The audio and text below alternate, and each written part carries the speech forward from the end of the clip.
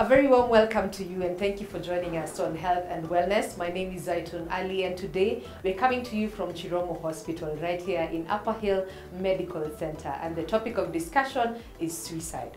So out of this we hear that almost by the time 2019, the year 2019, more than 700,000 people were dying yearly due to suicide.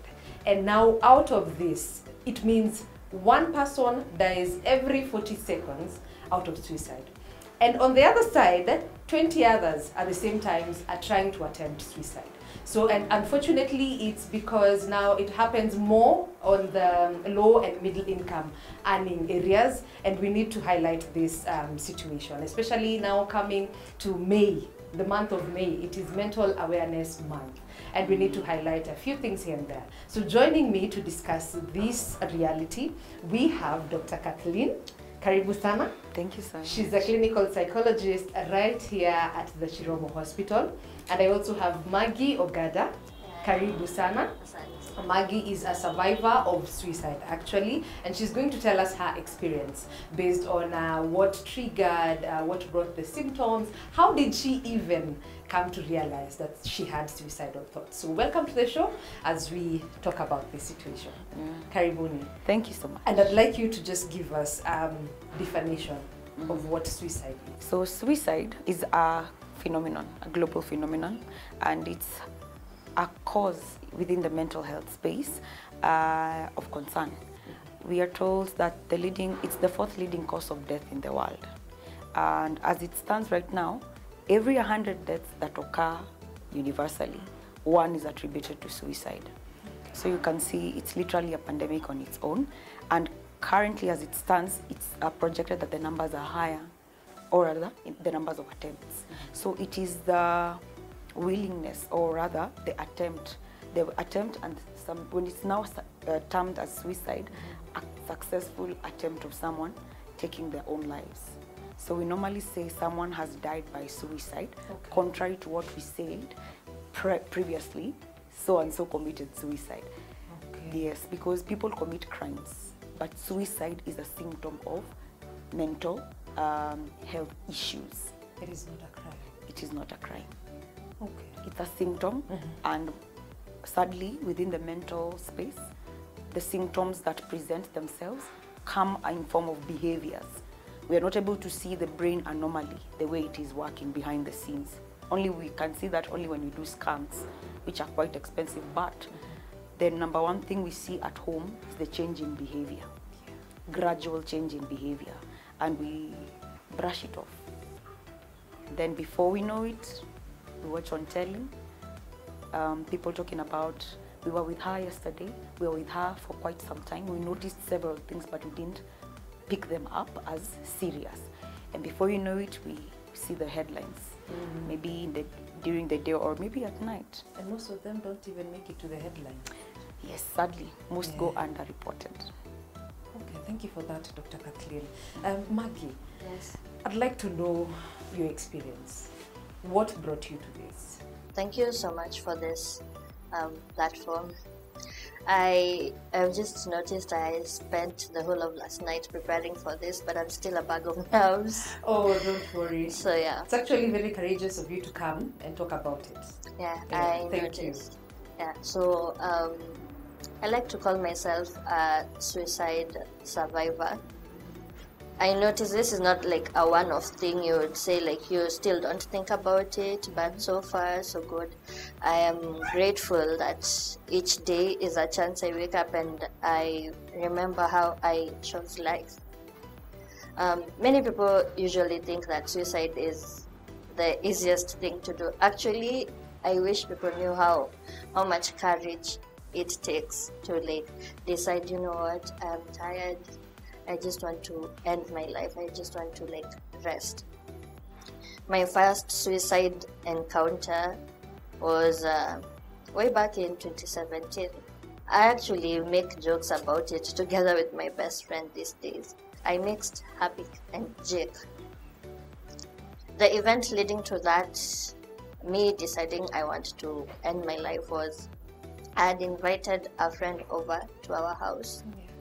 it was one of those friends, you are childhood friends, and then they moved somewhere else, and then you decide you reunite, and I'm like, you know what, come, let's hang out.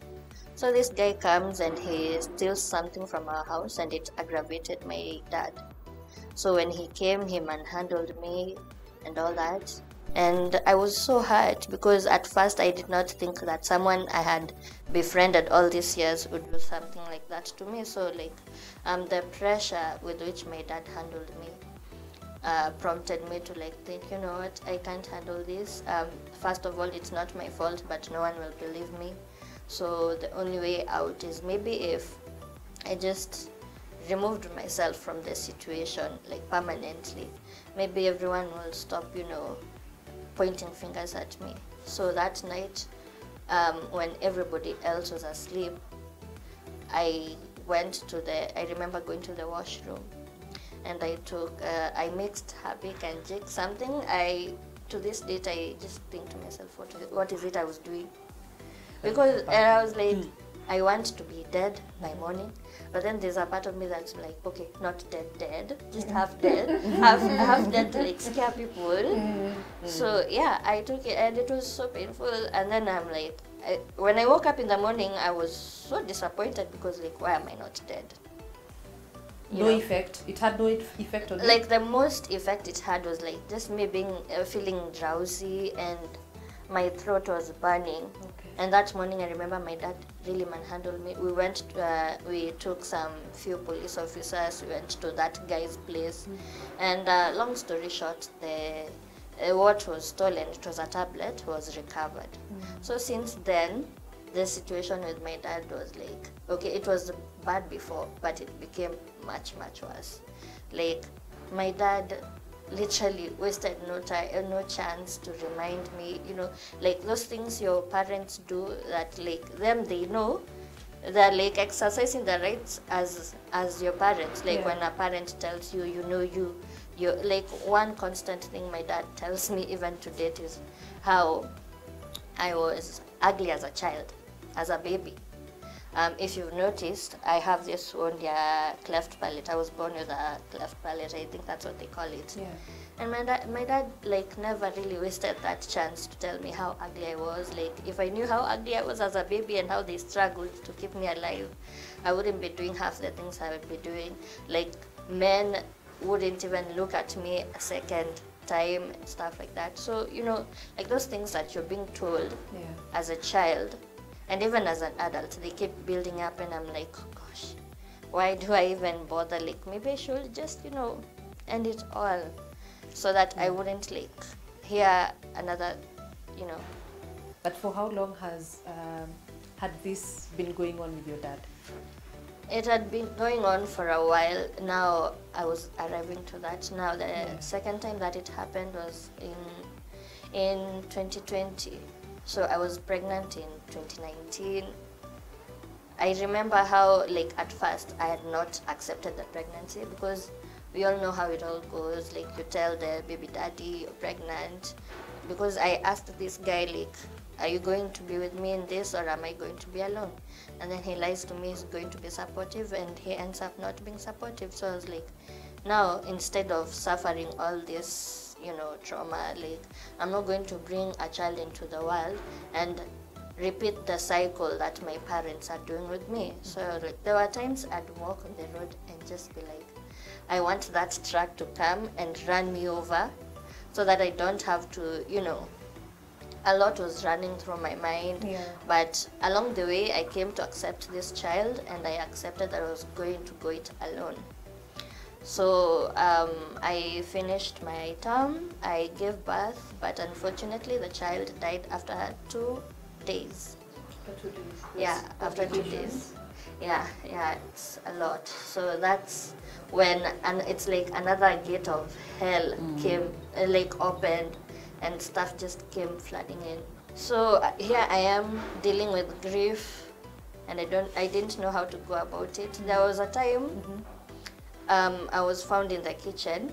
I had actually taken a knife. I just wanted to like what I did for self-harm was like maybe slit my wrist. I'm sure you know, like there's people who do, they slit their wrist, other people drink alcohol until they're wasted, but for me, I'd go on hunger strikes, or I'd now slit my wrist. Like on that time, I was found in the kitchen with a knife. So what everyone thought, me, I was going to do this, but now what ran into everyone else's mind is that I'm going to like stab myself or something. So the minute that time my parents were at home, it was only my brother and my cousin. So like, you know, everyone reached for me and they were like, it's going to be okay, it's going to be okay. And we agreed it's not going to be like, nobody's going to tell my parents. So the next thing, my dad is calling everyone from the village to his friends. Now everyone is playing counselor. Because like, no one really understands. I don't want anyone to call me because I'm going through a hard time. Like, I don't know what I want, you see. So, and then a few months down the line, I find out my mom was pregnant. So by the time we were burying my baby, I think my mom was pregnant, but it was like maybe her earlier trimesters. So, and it was, I think you remember, it was the corona period where we had the lockdown, but at that time, 2020. yeah, 2020. So my mom was back in the village, and then she came back. I saw her with a baby bump, and I was extremely stressed. I was like, how come my baby died just the other day? Now, at this point, I'm not looking at her like my mom. I'm looking at her as a woman, because she has what I felt like God had denied me, because I was so angry at everyone. I was having these suicidal thoughts.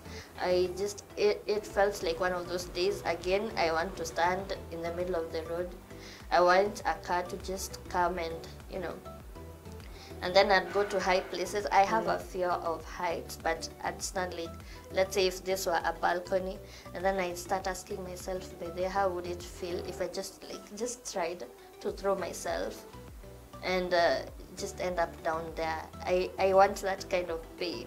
I started thinking dark thoughts, started thinking really hard, you know, I'm like, I hate life, I want to die, I can't handle this anymore. And then my mom gave birth and everyone was happy. And here I am so, you know, I'm so downtrodden. I'm like, people have forgotten about me. People have forgotten that they've moved on. They've moved on. With another blessing, like, why? Who gave you the right? And I am over here. I gave birth through CS, so like I had a lot of healing to do. So like when there were guests coming in, there were guests like celebrating. I was in my room, and then my dad came and he's like, "Now why are you in your room and there are guests in the house?" He found me there crying. And then he started saying, why am I ninalala kwa nini na kuna wageni kwa nyumba? So he called me and he saw I'm not budging, but he's hearing me cry. So he was like, and that's when I knew he was angry. So he could not show it because obviously guests are in the house. So I stayed the whole day in my bed crying. I only like got up once to go to the toilet. And then the guests stayed over, and then it was time for them to leave. So he ushered them out. He like took them to their respective homes. And then now, when I was sure there were no guests in the house, I got up to like, you know, go to the washroom and then go to the kitchen to at least boil myself some tea. And then the first thing I heard was my mom's voice telling me, where am I going? I'm not touching anything in her kitchen. I'm not going to eat anything, because where was I when there were guests in the house, you know? And then, you know, everyone else, now my other cousin who we used to live with, she came and she was like all excited, wanting to hold the baby. My mom was like, you're going nowhere near my kitchen. And then simultaneously, my dad came in and he asked, where is this girl? Like, sitaki ushike kitu yoyote kwa jikoni yangu, sitaki unipikie, sitaki ufanye nini, I want you out of this house immediately. So it was hard for me. I began crying. I was like, no one is hearing.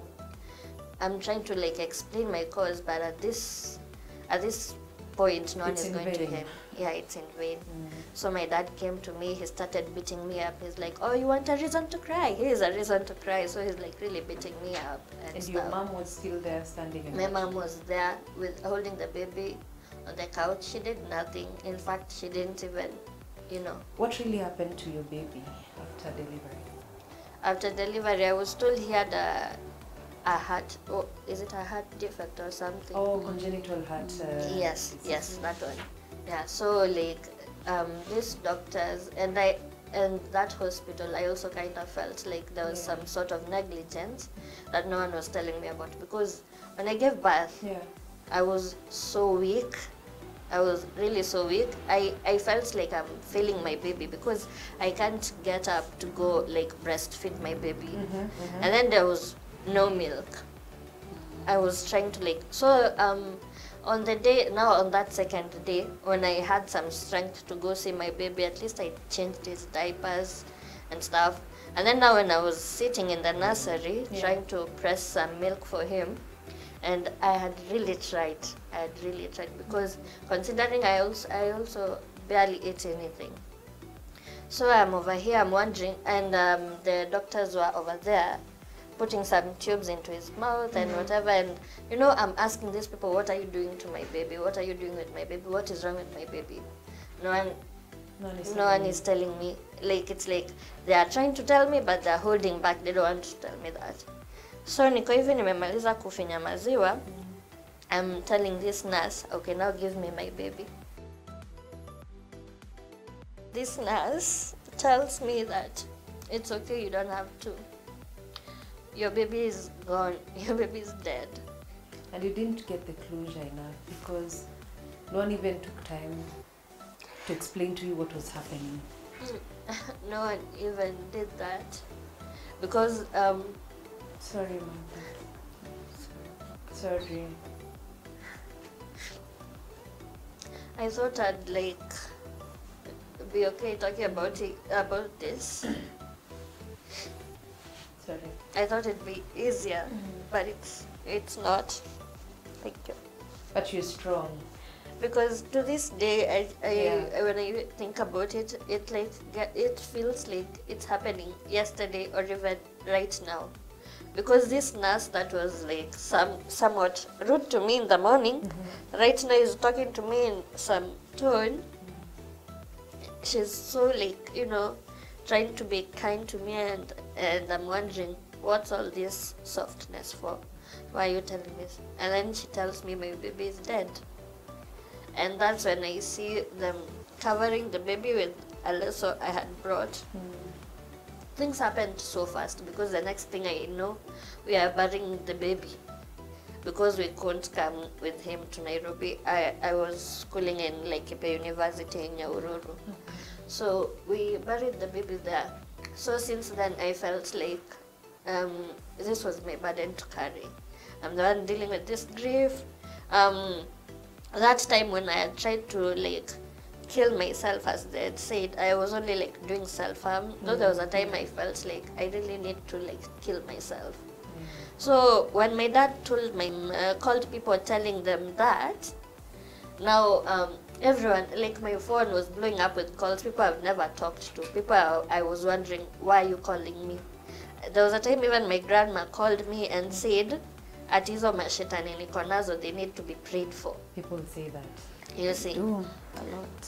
So like the other thing that stemmed up from, you know, this case was the fact that when my parents have issues with me, they don't come to me directly.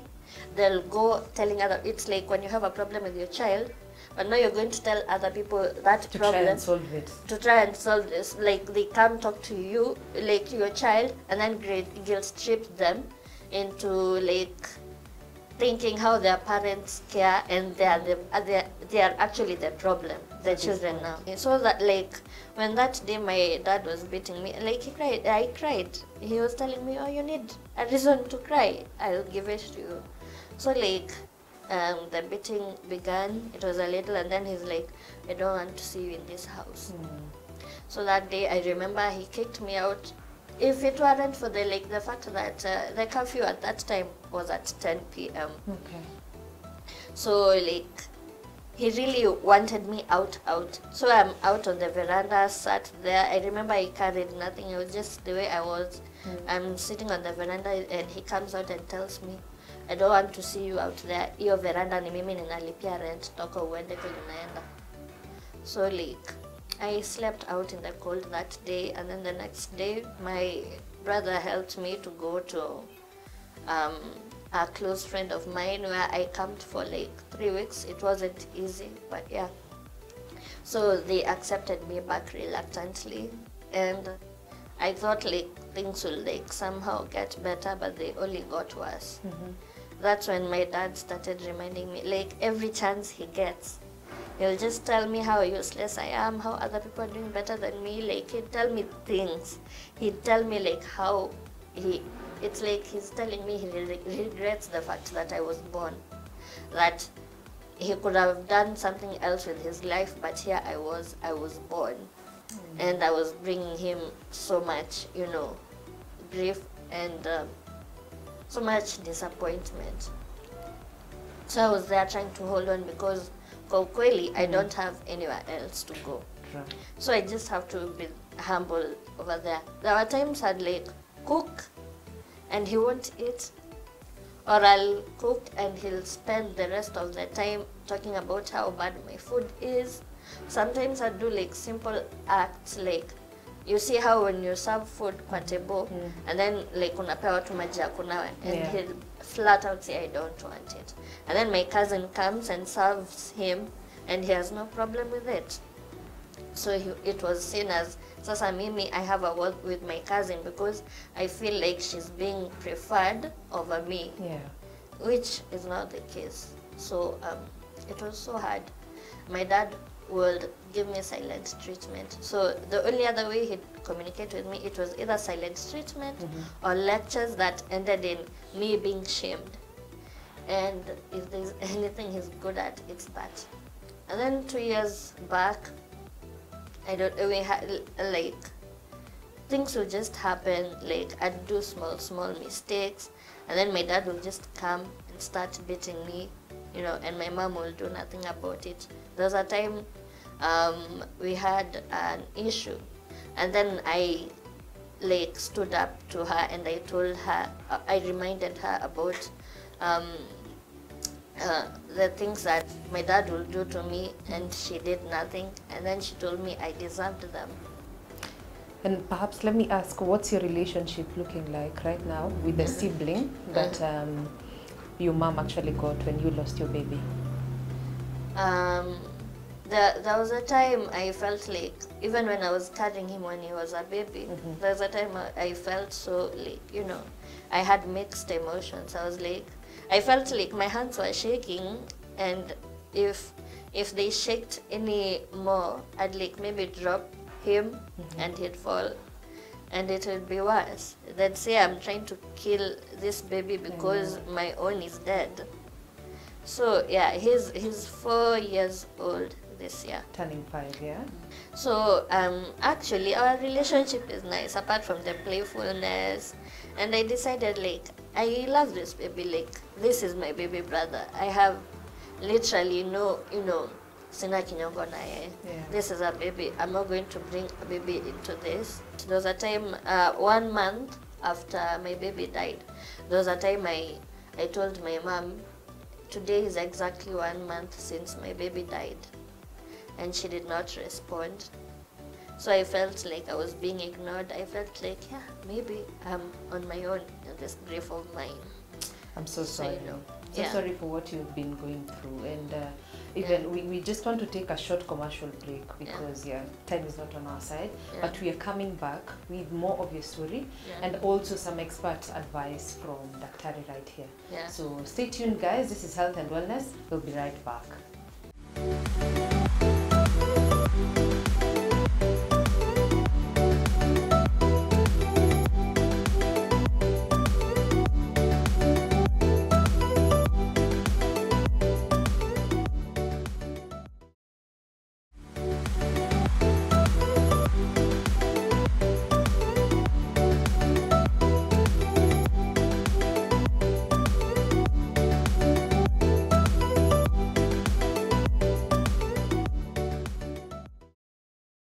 Welcome back. If you're just joining us, remember this is Health and Wellness.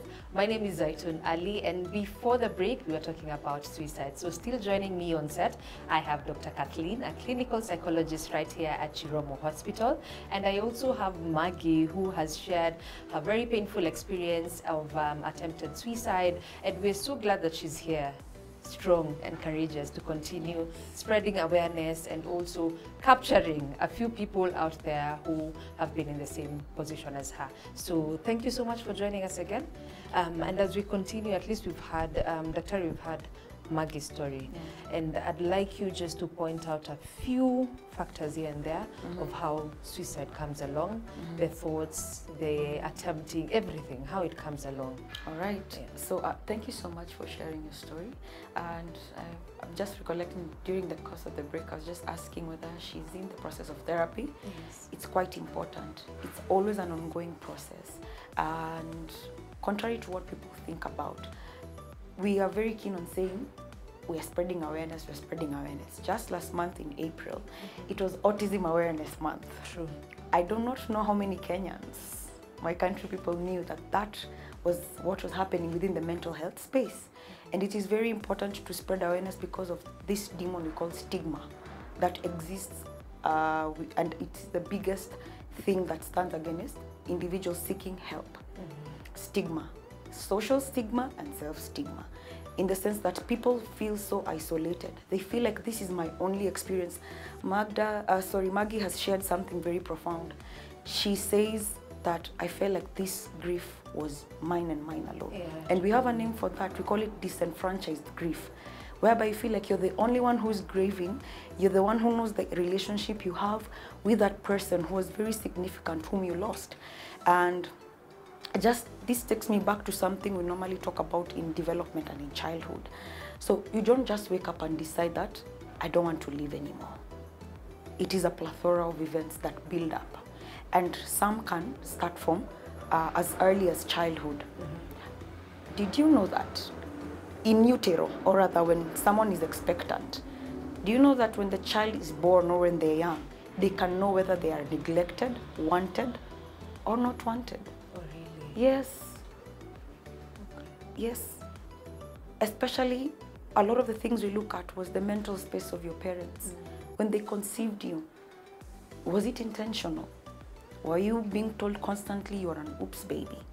And we do a lot of injustice. Frederick Douglass says, it is easier to raise strong children than to repair broken men. Because the damage is irreparable. And for people in construction, once the cement has set, it is very hard to manipulate that concrete block that you are sort of mixing. It's very hard. And we see this biologically when the brain physically stops developing in ladies when we are 24, and in men 25, 26. So late within that time, it's very hard to intervene, or rather it takes a lot of effort. But we have a chance and an ability. Tunasema samaki mkunje angali mbichi. It's easy. Because once we cook this fish, you forget about maybe manipulating it. Yeah. So the development of a child is very crucial. How do you speak to this child? You give them a worldview. You give them esteem, sense of self-worth and self-image, such that this individual can navigate the challenges within, young adulthood, young teenagehood and all that, so that they can be a person who is maybe respected within the community. But human beings, or rather nature, is very interesting. Your guardians and your parents will be the first people to give you sort of a blue script of who you are, of even how you talk to yourself. Research indicates, or rather reveals, that if you grow up with parents who are aggressive, the apple doesn't fall far from the tree. You will become aggressive. You will leave the very thing you're running away from, because it is what your brain is familiar with. I'm familiar with this picture, I'm not familiar with peace. So I've grown up, maybe Maggie, I've grown up feeling a certain type of way, experiencing emotional hurt. We are very good at dealing with physical pain. When you have a toothache, you go to the dentist. Yeah. When you have maybe heart issues, you go to the cardiologist. But what happens when you have emotional pain? How many people know that you will need to see a therapist, a counselor, or a psychiatrist? How many of us have even that knowledge? Which specialist do I turn to when I'm in a state of distress? You see, it's easy to see the way, the progression or the healing of the wound. We can literally see the wound healing. If it's a physical wound, albeit even a broken fracture, it's easy to see and trace it. But we tend to have gray areas when it comes to emotional pain. There's a part of the brain specifically that is responsible for storing every negative feeling. Really? Yes, structurally it's quite tiny, but it does the most important thing. You know, here's the thing about our brains. Our brains are wired to avoid pain and seek pleasure, because pain is equated to loss of life. The main function of the brain, and Charles Darwin maybe is typing as we're talking about this, is survival. Okay. And sadly, the part of the brain that depicts or that picks up physical pain also picks up emotional pain. So I will also, if I'm the brain, I will also deploy my soldiers to fight this wound, this infection. But it's an emotional wound. So what happens when we have these hormones built up in the body? They will attack your immunity. You will have racing thoughts, heartbeat, or you will have anxiety attacks, heart palpitations. You will not be able to sleep at night. You'll have sleep issues. It's either you're not sleeping or you're sleeping too much because you're tired. Loss of motivation of doing things. You do not understand, your moods are neither here nor there. And that's when you start thinking, there's something wrong with me. In the mental space, we never ask what is wrong. We always ask what happened. Because what you're presenting is a sum total of what happened. And in childhood, kids experience trauma, and we call them adverse childhood experiences, which have a very significant impact in the way you turn out, in the way you view the world as an adult. In fact, the thoughts that you have a lot of heavy borrowing from the way you've been raised, the way you see the world. True. Maybe if you're brought up, maybe for example in the Maasai culture, they don't fear lions. In fact, the way they interact with them, you'll be very surprised. But come to Rongai, lions were seen roaming around. My friend, people will just sit in the house waiting for KWS to come and assist the situation. So it's the way you interact with your physical environment that sets a sort of a foundation for how you will turn out, for lack of a better word, or rather how you will engage with the world. Now, Maggie said something very profound. Suicide is a symptom of several mental illnesses, and the most notorious one is depression. True. Clinical depression, or maybe bipolar depression, several types of depression. And it's one of the most misunderstood things. We will attribute it to the spiritual realm. Like she was told. Yeah, she was told. And also another thing she mentioned, people were trying to say, ni kama anajaribu kututishia. Yeah. That's what they say. Times are changing. Years before, the older, I think it's the silent generation, not even boomers. I think the silent generation, then the boomers. When you would talk about the fact that I want to die by suicide, I want to take my life. In fact, I'm being told that someone would offer to purchase for you that poison or give you that rope. Yeah, they still do, right? And it's as a form of stigma because they do not understand. One of the things that people reason out is, don't you have a functioning car? You have a job, you have money, you have a spouse who loves you. Would you say the exact same thing to a person who has a toothache or malaria? No. Why are you having malaria? Don't you have a nice car? Ukona pesa. Mental illnesses are illnesses like any other illnesses. It's just that they affect the brain. And once the brain is affected, there's that aspect of stigma, discrimination, within and without. The intrinsic discrimination, the self-stigma is actually worse, because I will sit silent with my feelings. I will sit silent with what I'm experiencing because I think I am the only one, but the facts are there. Every 40 seconds, a death by suicide occurs. That's a high number. It's a high one. And when we look at the worldwide statistics, according to WHO, 1 out of every 8 individuals in the world has an undiagnosed mental health issue or condition. 1 out of 8.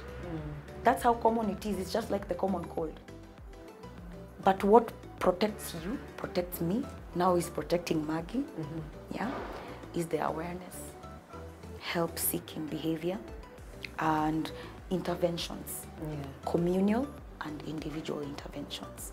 So that aspect of attention seeking, a lot of parents normally tell their teenagers that. And I've had an experience whereby a parent will tell a teenager, you're in boarding school, your only work is to eat, sleep, and study. Wow. You're forgetting this teenager is interacting with people on social media. Realizing himself or herself. Church. Body changes. Someone within the family maybe is pouncing on them. Because we never lack that person in the family, be it a family friend, who is making advances. And to your kid, and your kid is wondering, how do I tell mommy this individual I have known as an aunt throughout this time, as an uncle throughout this time, my whole life, is literally a predator.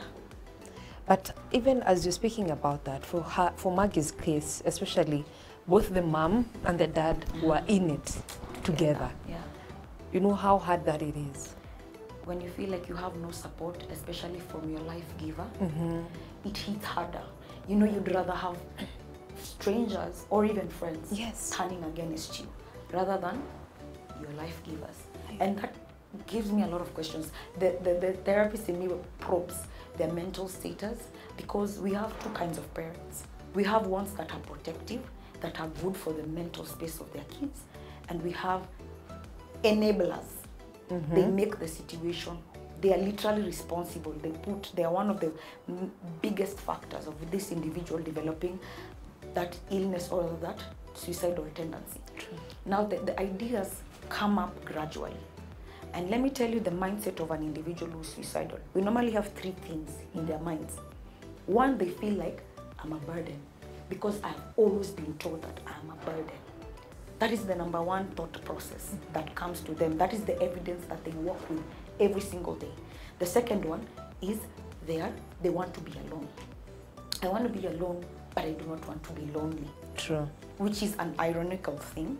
I want to be alone.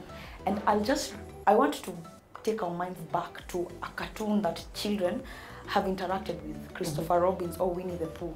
Winnie the Pooh is a show that has educated children about mental illnesses through and through. I wonder whether you knew that. True. We have a character called Eo.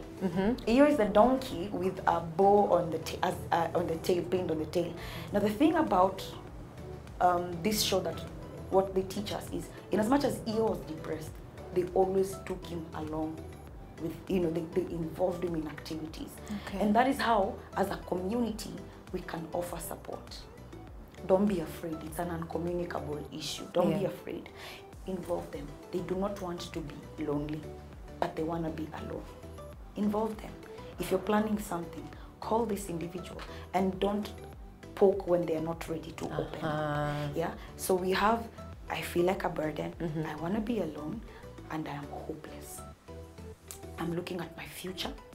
I'm projecting. I cannot see a way out. And here's the thing now. Here's the irony of the situation. In a suicidal individual's mind, I want the pain to end. Oftentimes, I do not want to take my life.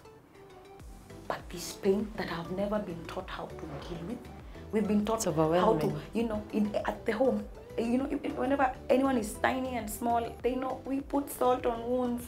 We do basic first aid. We put 2 wooden sticks together when someone has a fracture. We wrap. But what happens when you're angry?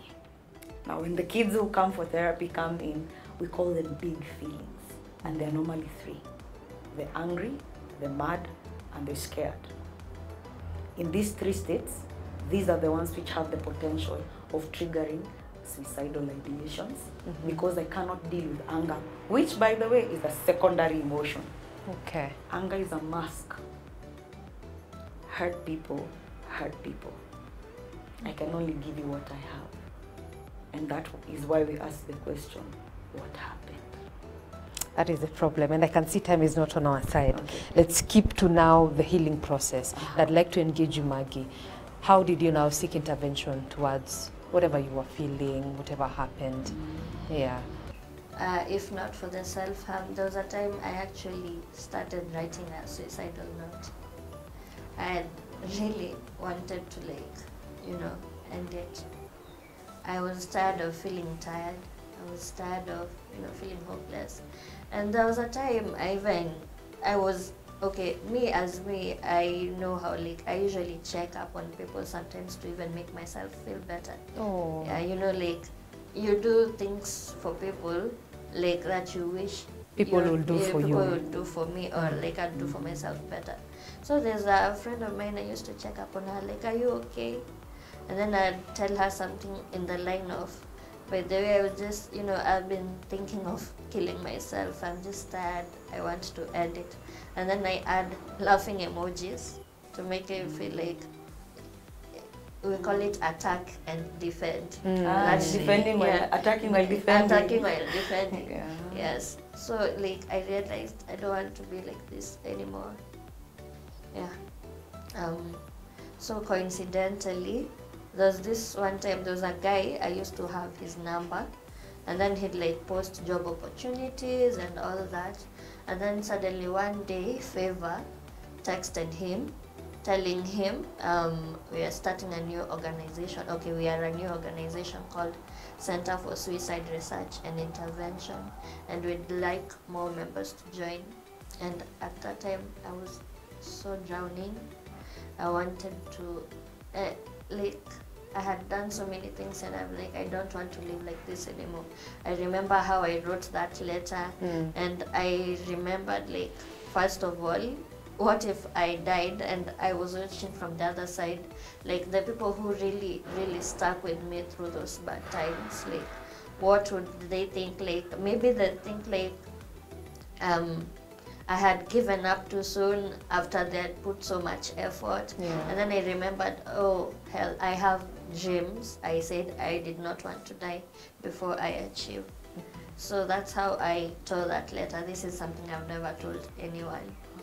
Yeah, so anyone who's watching and they thought they knew me and my suicide story so well, maybe there's one more thing I left out. Yeah.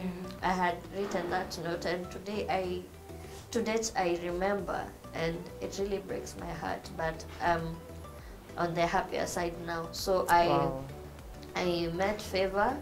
Okay, we had been speaking online for quite a while, and I joined that organization, and it was among the very best things that happened in my life.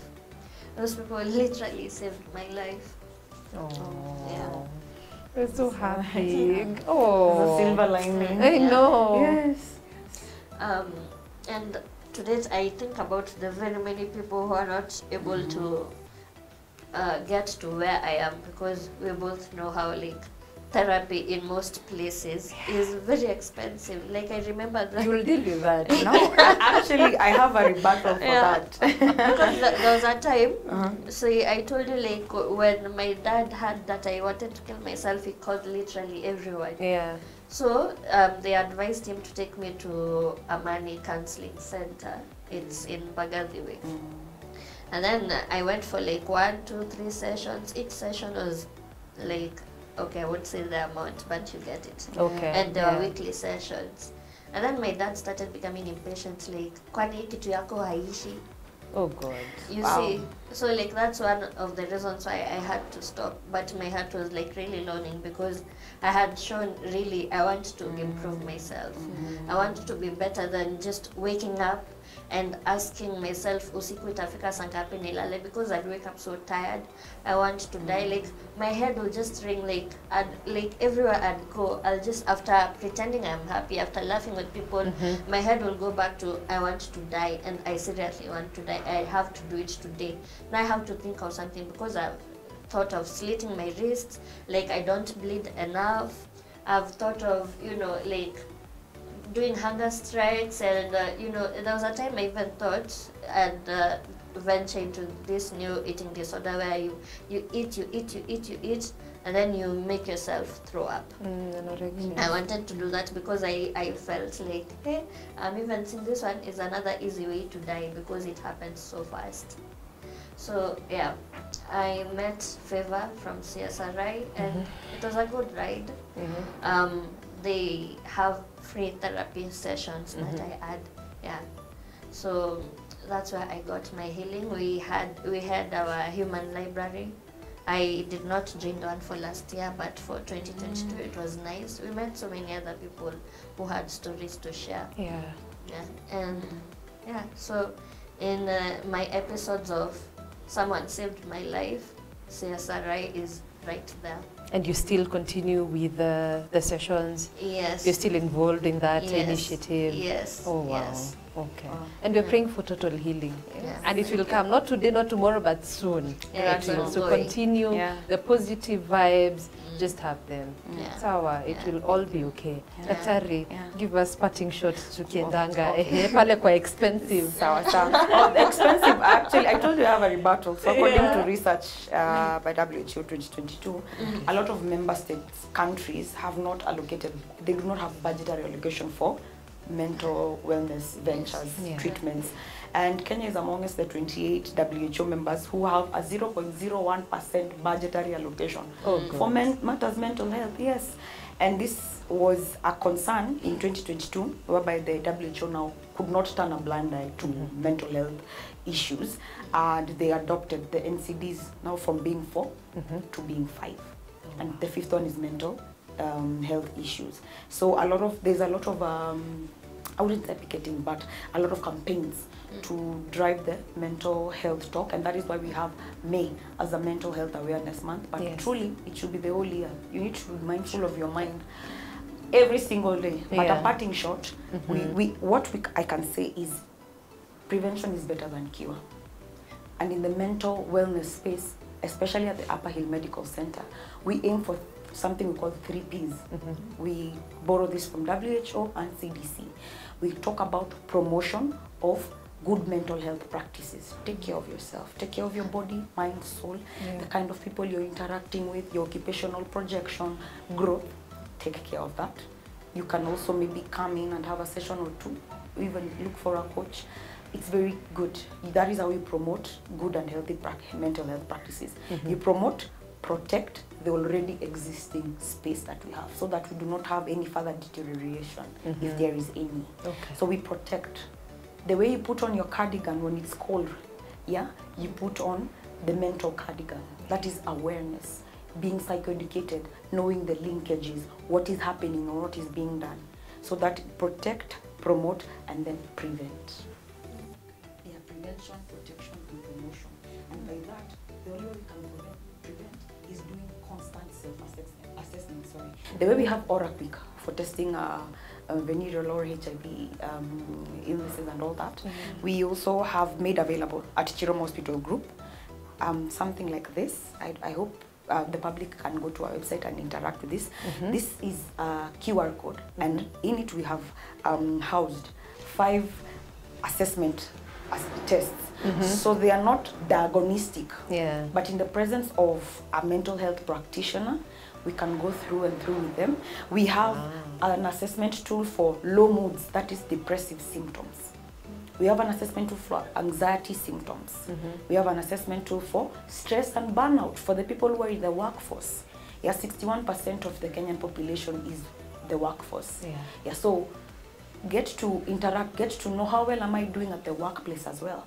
And then we have one that assesses for post-traumatic stress disorder. This is very important.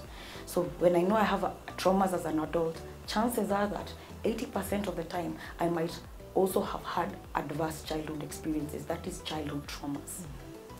And then last but not least, we have alcohol use inventory.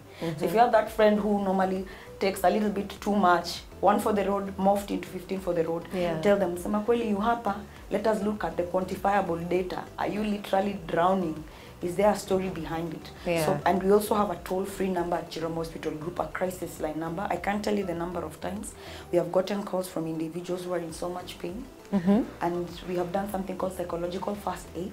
averted several number of Wow. suicidal attempt cases. Wow. Yes, and it's a crisis line, and normally if they're within reach or without reach, we can have tele-counseling or tele-consults, and we normally onboard a guardian on board, oftentimes maybe close friends if they're not keen to tell their parents, but this is a clarion call to take care of your mental wellness. So long as you have your health, Yeah. you have the world with you. This is the number 0800. Yes, 0800 220 000. I repeat, 0800 220 000. Okay. Yes. And Maggie, perhaps where can we find, it's the Center for Suicide Research and Intervention. Okay. Yes. Where are they located also? Someone can go and check them out as well. They're on Current Triangle, and you can also find them online at info@csricenter.org. Okay. Or you can as well call us on 07033 88130. And our therapy sessions are free of charge. Nobody is going to charge you anything really. So yeah, just like they saved my life, they can save yours. And we have events like the Human Library, where we just come together. I tell you my story, you tell me yours, and yeah, that's where the healing begins. The point is you're never alone. Don't ever think you're alone. Thank you. Yeah. Thank you so much, Dr. Kathleen. Thank you so much, Maggie. This has been very insightful. And we can't wait to engage with more mental health awareness activities this May. Wow. We'll be featuring, I think for the whole month, you guys, mental health awareness on health and wellness. Thank you so much for joining us from the start until the end. My name is Aanii. In case you missed this episode, find it on YouTube at KTN Home, and on the social media and on X, on Instagram at KTN Home _ at Aanii_Zaitun, and on Facebook it's at Zaitun Ali and at KTN Home. Thank you so much. Until next time, see you later.